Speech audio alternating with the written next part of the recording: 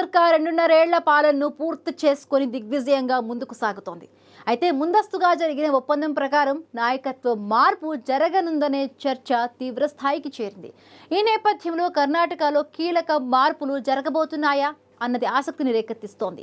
ఓవైపు సిద్ధు, మరొక వైపు డీకే నాయకత్వ మార్పు ఉండదని చెబుతున్నా ప్రస్తుత పరిస్థితులు మాత్రం అధికార పంపిణీకి అవకాశం ఉన్నట్లు కనిపిస్తున్నాయి. ఈ నేపథ్యంలో నాయకత్వ మార్పు అంశంపై నెలకొన్న సస్పెన్స్కు అధిష్టానం తెరదించాల్సిన సమయం ఆసన్నమైందనే అభిప్రాయాలు వినిపిస్తున్నాయి.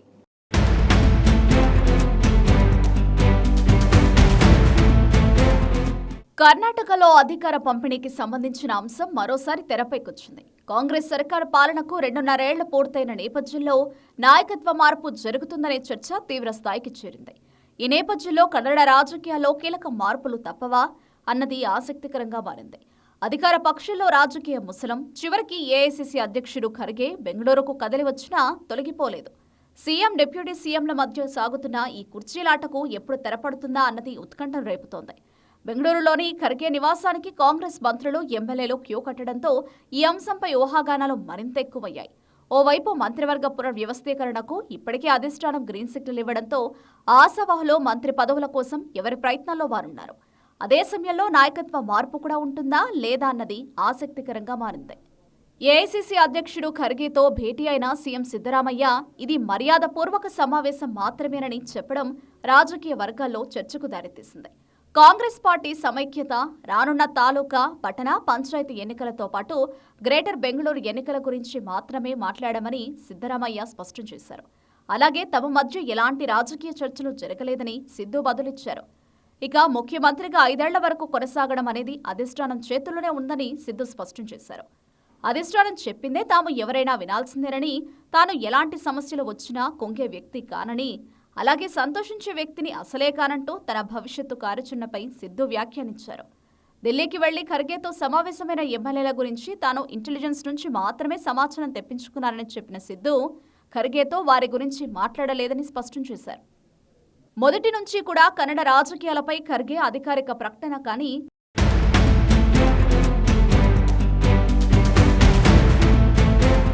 సర్దిపుచ్చే ప్రయత్నాలేమీ చేయలేదు. సిద్ధరామయ్య, డీకే శివకుమార్లు నేరుగా రాహుల్ గాంధీతో మాట్లాడగలిగిన నేతలు.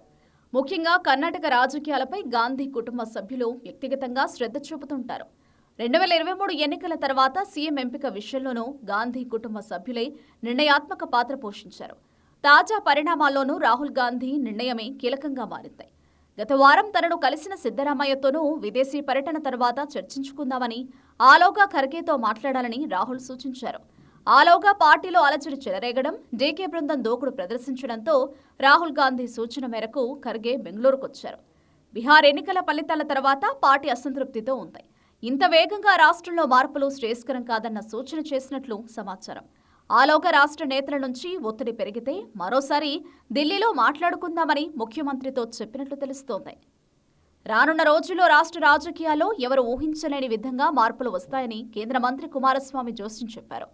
రాష్ట్ర రాజకీయాలను గమనిస్తుంటే రానున్న రోజుల్లో ఎవరు ఊహించలేని పరిణామాలు ఎదురవుతాయని కుమారస్వామి అన్నారు. ఎవరు ఏ నిర్ణయం తీసుకుంటారో చెప్పలేని పరిస్థితులున్నాయని చెప్పడంతో రాష్ట్రంలో కీలక మార్పులు తప్పవనే అనుమానాలు మరింత బలపడుతున్నాయి. మరోవైపు ముఖ్యమంత్రి, ఉప ముఖ్యమంత్రులు తమ మద్దతుదారులను కూడబెట్టుకునే పనిలో నిమగ్నమైనట్టు తెలుస్తోంది. అధికార పంపిణీకి ఎమ్మెల్యేల అభిప్రాయమే కీలకమైతే తమ బలాన్ని నిరూపించుకునేందుకు వీరు సిద్ధమవుతున్నారని టాక్ వినిపిస్తోంది. మీడియాతో బహిరంగ వ్యాఖ్యలు చేస్తున్న వారి లెక్కల ప్రకారం డీకే శివకుమార్కు మొత్తం 140 మందిలో కనీసం 25 మంది ఎమ్మెల్యేలు మద్దతిస్తున్నట్టు తెలుస్తోంది. ఈ సంఖ్య పెంచుకునేందుకు డీకే జైల్లో ఉన్న 2 ఎమ్మెల్యేలను కలిసి వారి సంతకాలను సేకరించినట్టు తెలుస్తోంది. మరోవైపు ముఖ్యమంత్రి సిద్ధరామయ్య, సీనియర్ మంత్రులు సతీష్ జార్కిహోళీ, జమీర్ అహ్మద్, హెచ్సి మహదేవప్ప, మాజీ మంత్రి కె రాజన్నల ఆధ్వర్యంలో ఎమ్మెల్యేలను సమీకరిస్తున్నారు. విధానసభ ఎన్నికల్లో 135 స్థానాలు గెలిచి ప్రస్తుతం ఆ సంఖ్య 140కి చేరుకున్న కాంగ్రెస్ సర్కారు ఊగిసలాడడం శ్రేయస్కరం కాదని మంత్రి కెహెచ్ మునియప్ప, మాజీ మంత్రి ఆర్వి దేశపాండే, పలువురు ఎమ్మెల్యేలు అభిప్రాయపడ్డారు. పార్టీ ఇంత గందరగోళంలో ఉన్నా అధిష్టానం మౌనంగా ఉండడం సరికాదనే అభిప్రాయాలు వ్యక్తమవుతున్నాయి. ఈ నేపథ్యంలో కాంగ్రెస్ అధిష్టానం నాయకత్వ మార్పు అంశంపై నెలకొన్న ఉత్కంఠకు ఎప్పటిలోగా తెరదించుతుందనేది చూడాలి.